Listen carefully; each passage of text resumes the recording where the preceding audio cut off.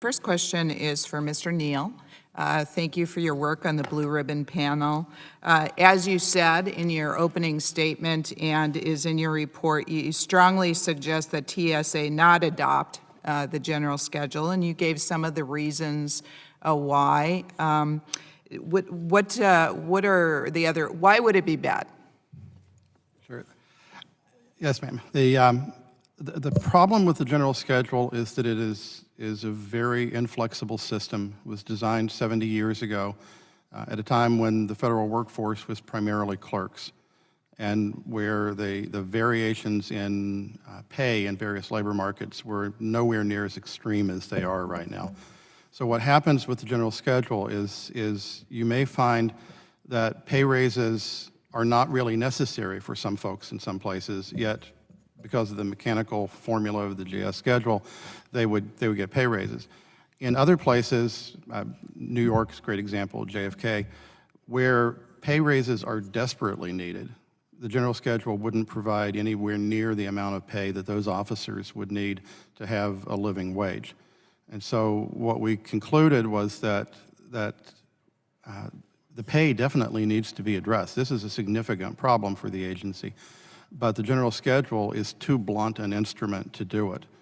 And so the better way, we thought, was to use the flexibilities under TSA to provide pay raises. We did recommend pay raises rather than supplemental locality raises, whether that are not actually pay raises, where it's a retention incentive.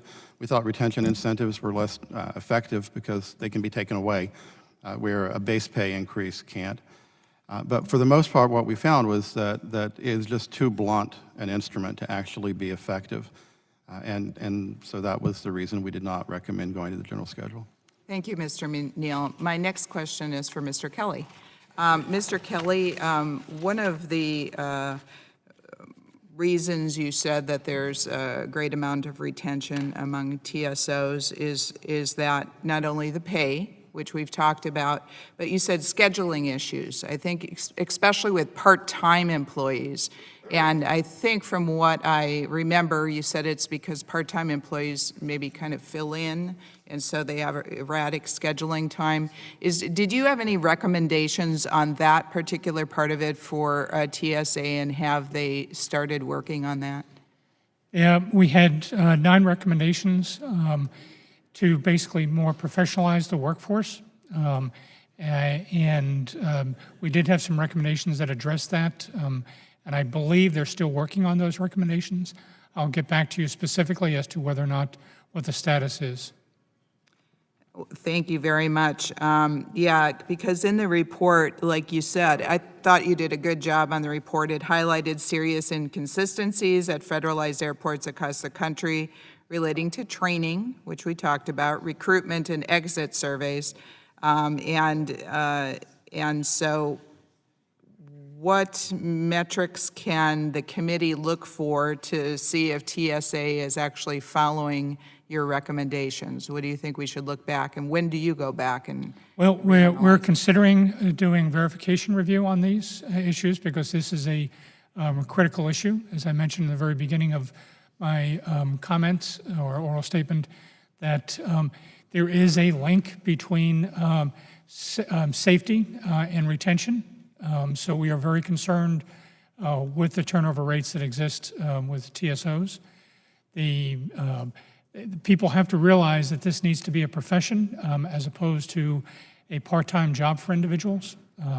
And if we expect to have a secure traveling public, we need professionals performing at the security checkpoints. Thank you. And back to Mr. Neal. I think one of the problems, if I remember from my readings on my plane ride here, a long plane ride into DC, was that people at the beginning scale, the entry level, didn't feel like they were going to be able to move up and get the top salary of the pay bands. Did your Blue Panel have any recommendations on how to address this? Yes, ma'am, we did. We looked at a variety of options. One was providing some limited longevity increases to get people up to the center of the pay band. The other was to provide more higher pay band TSO positions.